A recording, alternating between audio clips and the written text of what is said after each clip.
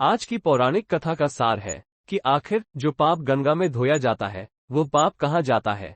पौराणिक मान्यता के अनुसार गंगा को भागीरथ स्वर्ग से धरती पर लाए थे। उसे पवित्र, निर्मल और देवताओं का आशीर्वाद भी माना जाता है। इसलिए भी माना जाता है कि गंगा में स्नान करने से मनुष्य के सारे पाप धुल जाते हैं। लेकिन क्या आपने कभी ये सोचा है कि आखिर जो पाप गंगा में धोया जाता है वो पाप जाता कहाँ है? मित्रों, हिमालय बहुत सारे जड़ी बूटियों का भंडार है, वहीं से गंगा नदी निकलती है। यही कारण है कि गंगा नदी का पानी सालों तक घर में रखने से भी गंगा जल खराब नहीं होता है। परंतु अब ऐसी बात नहीं रही। अब हमारी गंगा नदी बहुत दूषित हो चुकी है। इसका सीधा सा कारण है, जिसको जहां मौका मिल रहा है वो अपने स्वार्थ का भरपूर इस्तेमाल कर रहा है। इसलिए गंगा नदी किसी भी व्यक्ति के शरीर की सिर्फ गंदगी को साफ कर सकती है, उसके अंदर मौजूद पाप को नहीं। मित्रों, गंगा नदी की पवित्रता का कारण इस कथा को भी बताया गया है कि हमारे सनातन धर्म के ग्रंथों के अनुसार जब गंगा माता का ब्रह्मा जी के कमंड से पृथ्वी पर अवतरण का समय आया तो गंगा जी ने ब्रह्मा जी से पूछा कि पृथ्वी पर मनुष्य अपने पापों का मैल मुझ में छोड़ देंगे तो मैं तो मैली हो जाऊंगी। तब ब्रह्मा जी ने कहा था कि तुम्हारा मैल साधु संतों व महात्माओं के नहाने से साफ हो जाएगा। कुंभ मेले में शाही स्नान का आयोजन इसी खास मकसद के लिए होता है, ताकि गंगा मैया को पाप मुक्त कराया जा सके। दरअसल सबके पाप धोने वाली गंगा मैया खुद भी मैली हो जाती हैं।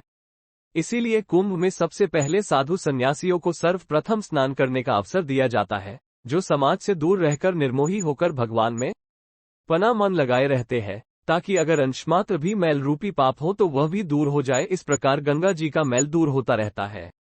एक बार एक ऋषि ने सोचा कि लोग गंगा में पाप धोने जाते हैं तो इसका मतलब हुआ कि सारे पाप गंगा में समा गए और गंगा भी पापी हो गई। और फिर उन्होंने अब ये जानने के लिए तपस्या की कि पाप कहाँ जाता है। तपस्या करने के फलस्वरूप देवता प्रकट हुए। ऋषि ने पूछा कि भगवान, जो पाप गंगा में धोया जाता है वो पाप कहाँ जाता है? भगवान ने कहा कि चलो गंगा जी से ही पूछते हैं। दोनों लोग गंगा के पास गए और कहा कि हे गंगे, सब लोग तुम्हारे यहाँ पाप धोते हैं तो इसका मतलब आप भी पापी हुई। गंगा ने कहा, मैं क्यों पापी हुई? मैं तो सारे पापों को ले जाकर समुद्र को अर्पित कर देती हूँ। अब वे लोग समुद्र के पास गए और कहा, हे सागर, गंगा जो पाप आपको अर्पित कर देती है तो इसका मतलब आप भी पापी हुए। समुद्र ने कहा, मैं क्यों पापी हुआ? मैं तो सारे पापों को लेकर भाप बनाकर बादल बना देता हूँ।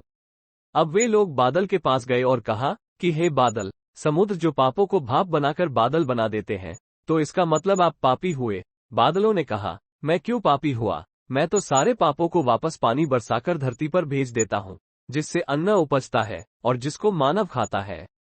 उस अन्न में जो अन्न जिस मानसिक अवस्था से उगाया जाता है तथा जिस वृत्ति से प्राप्त किया जाता है तथा जिस मानसिक स्थिति में खाया जाता है, उसी के आधार पर मानव की मानसिकता बनती है। यही वजह है कि कहा जाता है कि जैसा खाए अन्न वैसा बनता मन। जिस वृत्ति से अन्न हासिल किया जाता है तथा जिस मानसिक स्थिति में खाया जाता है वैसी ही सोच मनुष्य की बन जाती है। ऐसे में हमेशा भोजन शांत रहकर ही ग्रहण करना चाहिए। अन्न जिस धन से क्रय किया जाए वो धन भी मेहनत का होना चाहिए। इसीलिए कहते हैं, जैसा खाए अन्न वैसा बनता मन।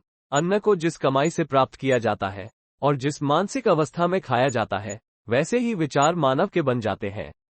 इसीलिए सदैव भोजन शांत अवस्था में पूर्ण रुचि के साथ करना चाहिए और कम से कम अन्न जिस धन से खरीदा जाए वो धन भी श्रम